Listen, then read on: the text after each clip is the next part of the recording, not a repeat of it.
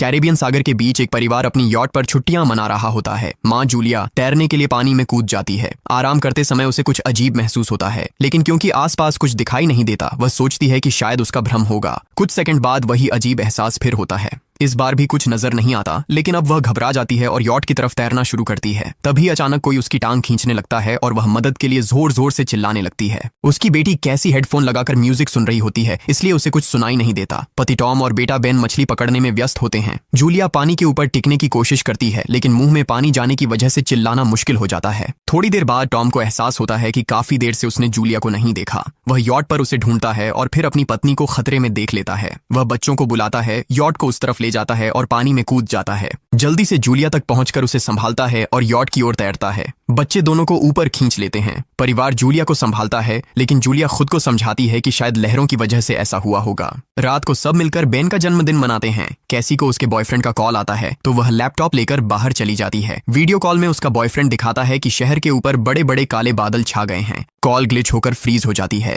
कैसी यह बात परिवार को बताने आती है, लेकिन टॉम कहता है कि शायद जमीन से दूर होने की वजह से सिग्नल कमजोर है। तभी सबको एक आवाज सुनाई देती है। वे सब बाहर जाते हैं और देखते हैं कि व्हेल मछलियों का एक समूह गुजर रहा है। टॉम समझाता है कि व्हेल मछलियां हमेशा पृथ्वी के मैग्नेटिक फील्ड को फॉलो करती हैं, लेकिन जब तूफान आता है तो वे कंफ्यूज हो जाती हैं। अचानक यॉट जोर से हिलती है और बेन गिर जाता है। टॉम को चिंता होती है कि कहीं यॉट को नुकसान तो नहीं पहुंचा, इसलिए वह डाइव करके नीचे चेक करने चला जाता है। कुछ देर बाद वह सतह पर वापस आता है, लेकिन उसके कंधे पर एक बड़ा घाव होता है। जूलिया तुरंत उसका जख्म सीती है। टॉम बताता है कि पानी के अंदर उसे ऐसा लगा जैसे उसके पीछे कोई बहुत बड़ा जीव था, लेकिन जब उसने मुड़कर देखा तो प्रोपेलर से कट लग गया। वह कहता है कि जो भी चीज थी बहुत बड़ी थी। टॉम को यॉट पर काफी नुकसान दिखाई देता है, इसलिए उन्हें मदद बुलानी पड़ती है। जूलिया बार बार रेडियो पर कोशिश करती है। कैसी फोन पर सिग्नल ढूंढती है, लेकिन कुछ भी काम नहीं करता। तभी कैसी को एक अजीब सा जीव दिखाई देता है और वह चिल्ला उठती है, लेकिन वह तो बस बेन होता है जो मास्क पहनकर मजाक कर रहा होता है। कुछ देर बाद यॉट पूरी तरह बंद हो जाती है और समुद्र के बीच में फंस जाती है। जूलिया रेडियो में एक आवाज सुनती है, लेकिन आवाज इतनी खराब होती है कि उसे कुछ समझ नहीं आता।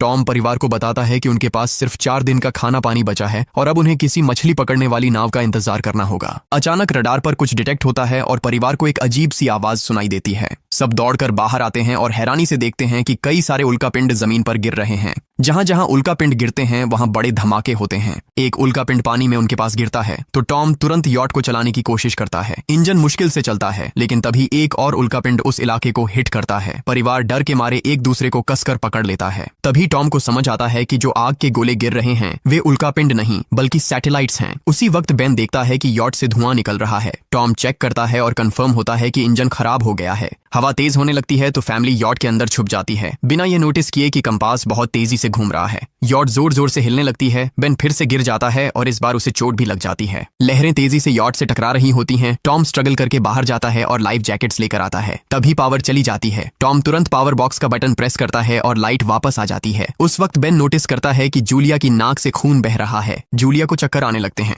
जबकि कैसी सिंक पर जाकर उल्टी कर देती है। टॉम रेडियो ट्राई करता रहता है पर सिग्नल नहीं मिलता। अचानक एक तेज हाई पिच्ड नॉइज आती है और हवा और भी स्ट्रांग हो जाती है। जूलिया दरवाजे बंद करने की कोशिश करती है, पर एक हैच खुल जाता है और हवा खिड़कियां तोड़ने लगती है। टॉम एक फ्लेयर जलाता है और थोड़ी देर बाद अंधेरा छा जाता है। अगली सुबह फैमिली शॉक में उठती है कि वो स्टॉर्म से बच गए हैं, लेकिन यॉट आधी तबाह हो गई होती है। जब वो बाहर आते हैं तो देखते हैं कि समुद्र का पानी गायब हो गया है और यॉट अब जमीन पर अटकी है। सब ये देखकर शॉक में आ जाते हैं। कैसी सिग्नल चेक करती है पर नेटवर्क बिल्कुल डाउन होता है। बेन 2 मरे हुए केकड़ों से खेलने लगता है। टॉम कंपास चेक करता है और देखता है कि वो उल्टा हो गया है। ये आखिरी बार 7 लाख साल पहले हुआ था। कैसी को लगता है कि उसका बॉयफ्रेंड मर गया होगा और वो टूट जाती है। जब जूलिया उसे समझाने आती है तो कैसी उसे दूर कर देती है और छुपने चली जाती है। जूलिया और टॉम बची हुई सप्लाईज देखते हैं। बेन अपने बर्थडे बलून्स एक पत्थर से बांध देता है ताकि शायद कोई बचा हुआ सर्वाइवर देख ले। टॉम फिर रेडियो ट्राई करता है और इस बार एक आदमी से कनेक्शन हो जाता है। उसका नाम नाव होता है और वो एक सबमरीन का कैप्टन होता है। उसकी सबमरीन भी लैंड पर अटक गई है। वो कंफर्म करता है कि मैग्नेटिक पोल्स रिवर्स हो गए हैं, इसलिए ओशन पीछे हट गया है और जमीन डूब गई है। वो कहता है कि उसने अभी तक और सर्वाइवर्स नहीं देखे और कम्युनिकेशन सिस्टम्स बिल्कुल डाउन हो गए हैं। वो मजीद ये भी कहता है कि पोल्स फिर रिवर्स होंगे और शायद एक हफ्ते में समुद्र वापस आ जाएगा।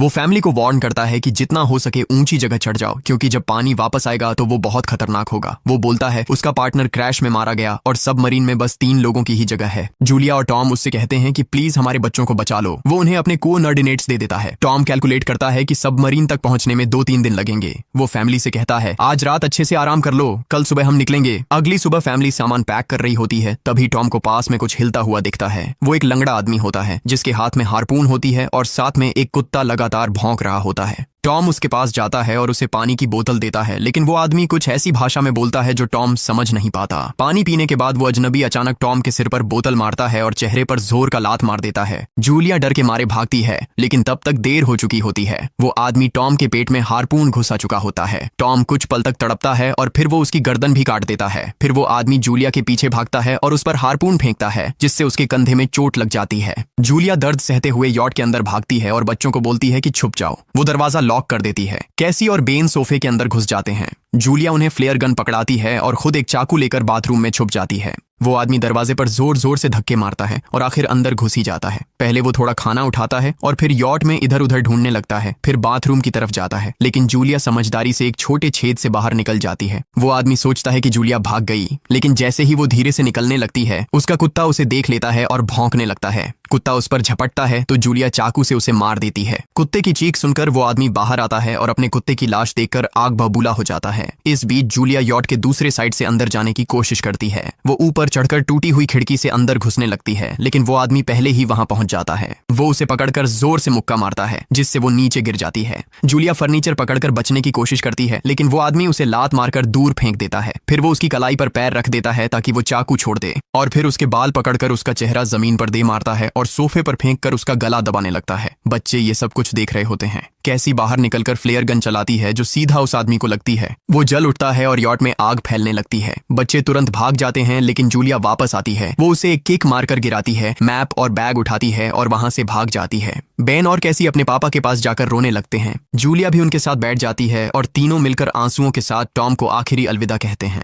तभी वो डरावना आदमी फिर यॉट से बाहर निकल आता है तो फैमिली फिर से भागने लगती है। कुछ ही देर में यॉट एक बड़े धमाके के साथ उड़ जाती है। थोड़ी दूर चलने के बाद वो लोग एक छोटे से झरने के पास रुकते हैं ताकि थोड़ा आराम कर सकें। कैसी सोचती है कि शायद वो पागल आदमी उनके पास गुब्बारे देखकर आया था। ये सुनकर बेन खुद को कसूरवार मानने लगता है। जूलिया उसे समझाती है कि इसमें उसकी कोई गलती नहीं थी और सबको आगे बढ़ने को कहती है, क्योंकि वो आदमी अभी भी उनके पीछे है। रास्ते में एक छोटे तालाब के पास बेन एक मरी हुई हैमरहेड शार्क देखकर हैरान रह जाता है। तभी जूलिया नोटिस करती है कि वो आदमी फिर उनके करीब पहुंचने वाला है। सब लोग दौड़ पड़ते हैं और एक रेत के टीले से नीचे गिर जाते हैं, जहां उन्हें जहरीला कचरा दिखाई देता है। फैमिली सावधानी से उसे पार करती है और लगता है कि उन्होंने उस आदमी से पीछा छुड़ा लिया है। चलते चलते उन्हें बड़े बड़े मरे हुए सी एनिमल्स और समुद्र के नीचे जमा हुआ सारा प्लास्टिक दिखने लगता है। बेन धीरे धीरे चलने लगता है तो जूलिया समझ जाती है कि वो डिहाइड्रेशन के करीब है। वो सबको रुकने को कहती है। जब वो पानी की बोतल देखती है तो उसे झटका लगता है। बोतल में पानी लगभग खत्म हो चुका होता है। कैसी को एहसास होता है कि शायद उसने बोतल ठीक से बंद नहीं की थी। जूलिया गुस्से में चिल्लाती है कि उसकी लापरवाही की वजह से पानी खत्म हो गया। कैसी जवाब देती है, क्या फर्क पड़ता है, वैसे भी हम बचने वाले नहीं हैं। दोनों के बीच लंबी बहस होती है, फिर भी फैमिली आगे चलती रहती है। कुछ देर बाद उन्हें एक क्रैश हुआ प्लेन मिलता है। अंदर कुछ हिलता डुलता देख सब डर जाते हैं, लेकिन वो सिर्फ कुछ पक्षी होते हैं। फैमिली तय करती है कि रात यहीं प्लेन के अंदर गुजारेंगे। वो थोड़ा सा स्नैक शेयर करते हैं और जूलिया को टॉम की जैकेट में एक फैमिली फोटो मिलती है, जिसे देखकर उसका दिल टूट जाता है। कैसी पूछती है, मॉम आप और डैड की लव स्टोरी क्या थी? जूलिया मुस्कुराकर बताती है, टॉम हॉस्पिटल में मेरा पेशेंट था। फिर एक दिन उसने फूल और एक प्यारी सी कविता देकर अपना प्यार जताया था। रात के बीच में कैसी प्लेन से बाहर जाती है। तभी वो डरावना आदमी उसे पीछे से पकड़ने की कोशिश करता है, लेकिन जूलिया अचानक पीछे से उस पर टूट पड़ती है और बार बार चाकू से वार करके उसे मार देती है। कैसी अपनी माँ को गले लगाकर शांत करती है। अगली सुबह उस आदमी की लाश पर कीड़े गुंड पड़े होते हैं। फैमिली नोटिस करती है कि उसके शरीर पर कई काटने के निशान हैं, मतलब इस एरिया में कोई खतरनाक जीव छिपा हुआ है। जैसे ही वो लोग वहां से निकलते हैं, केकड़े उसके मुंह से बाहर निकल आते हैं। कुछ घंटों बाद जूलिया और कैसी मैप देख रही होती हैं, लेकिन बेन धीरे से आगे निकल जाता है। जूलिया चिल्लाती है, रुक जाओ, लेकिन बेन एक तालाब में झुककर पानी पीने लगता है। जूलिया तुरंत उसे खींचकर बाहर निकालती है और समझाती है कि अनजान पानी उसे बीमार कर सकता है। धूप बहुत तेज हो जाती है तो फैमिली अपने सिर कपड़ों से ढक लेती है। बेन को चक्कर आने लगते हैं। तभी उन्हें कुछ पुराने कुर्सियां मिलती हैं और जूलिया कैसी उनसे एक टेम्पररी शेल्टर बना लेती हैं। जूलिया बेन को इंजेक्शन लगाती है और तय करती है कि वो रात वहीं बिताएंगे। सुबह जूलिया एक अजीब सी आवाज सुनकर उठती है। बाहर जाकर देखती है तो क्रैब्स का एक बड़ा झुंड उनकी तरफ आ रहा होता है। वो तुरंत बच्चों को उठाती है और तीनों भागना शुरू कर देते हैं। भागते भागते उन्हें एक बड़ा कार्गो शिप दिखाई देता है। वहां 3 क्रू मेंबर्स जिंदा होते हैं। एक औरत उनकी मदद करना चाहती है, लेकिन बाकी 2 आदमी मना कर देते हैं और तीनों फैमिली को बाहर छोड़कर कंटेनर लॉक कर लेते हैं। क्रैब्स पास आ जाते हैं। जूलिया बच्चों को कंटेनर के ऊपर चढ़ाती है। खुद जब चढ़ने लगती है तो क्रैब्स उसके पैर को जोर से काट लेते हैं। बच्चे उसे खींचकर ऊपर चढ़ाते हैं, नहीं तो वो नीचे गिर जाती। कंटेनर के एक छेद से आधे क्रैब्स अंदर घुस जाते हैं। क्रू मेंबर्स फायरिंग शुरू करते हैं, लेकिन क्रैब्स उन पर हावी हो जाते हैं और दोनों को मार डालते हैं। आखिरी आदमी छत के होल तक पहुंचता है, लेकिन क्रैब्स उसे भी नीचे खींच लेते हैं और वो भी मर जाता है।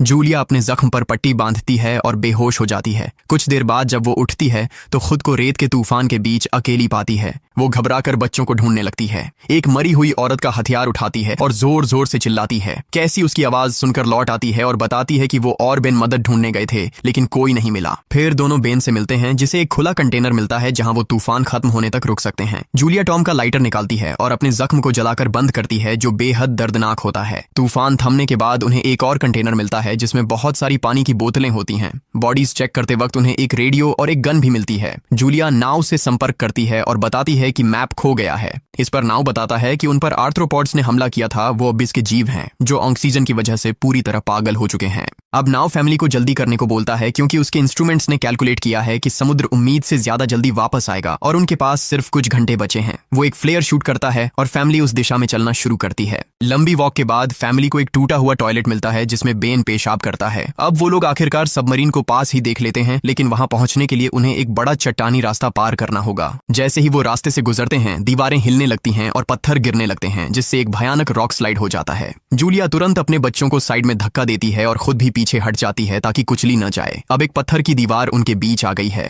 जूलिया बच्चों से कहती है कि वो बिना उसके आगे बढ़ जाए, लेकिन कैसी मना करती है और जोर देती है कि उसकी माँ को चढ़ने की कोशिश करनी चाहिए। बहुत बहस होती है और चिल्लाने के बाद जूलिया वादा करती है कि वो बाद में अपने बच्चों को ढूंढ लेगी। मजबूर होकर कैसी अपने भाई को खींचकर आगे ले जाती है। बच्चे चट्टानी रास्ता चढ़कर सबमरीन की तरफ भागते हैं, लेकिन वहां पहुंचकर देखते हैं कि नाव बाहर खून में लथपथ पड़ा है। वो समझाता है कि उसके लिए सब खत्म हो गया है और अब बच्चे सबमरीन ले सकते हैं। ये सोचकर कि एक एक्स्ट्रा जगह होगी, कैसी वापस अपनी माँ को ढूंढने भागती है। तभी जूलिया केकड़ों को आता देखती है और वो फायरिंग शुरू कर देती है। कुछ केकड़ों को वो मार देती है, लेकिन झुंड बहुत बड़ा होता है और सबसे लड़ना मुश्किल हो जाता है। उसी वक्त कैसी दीवार के ऊपर दिखाई देती है और हाथ आगे बढ़ाती है तो जूलिया अपने घायल पैर के बावजूद तेजी से चढ़ना शुरू करती है। कैसी की मदद से वो दूसरी तरफ पहुंच जाती है और दोनों साथ में सबमरीन की तरफ भागते हैं। बेन पहले से ही ऊपर खड़ा होता है और फायर खोल देता है ताकि केकड़े डिस्टर्ब रहें जब तक फैमिली ऊपर चढ़ जाए। केकड़े नाव के शरीर तक पहुंचते ही तुरंत उसे खाने लग जाते हैं। जूलिया गन उठाती है और फायरिंग जारी रखती है जब तक बच्चे अंदर चले जाएं। जब वो सुरक्षित हो जाते हैं, जूलिया समझती है कि गोलियां खत्म हो गई हैं, तो वो गन केकड़ों पर फेंक देती है और अपने बच्चों के साथ अंदर चली जाती है। फैमिली हैच को अच्छे से लॉक करती है और खिड़की से केकड़ों को सबमरीन के चारों तरफ देखती है। इसी वक्त समुद्र वापस आ जाता है तो तीनों तुरंत अपनी सीटों पर बैठकर बेल्ट पहन लेते हैं और एक दूसरे का हाथ पकड़ लेते हैं।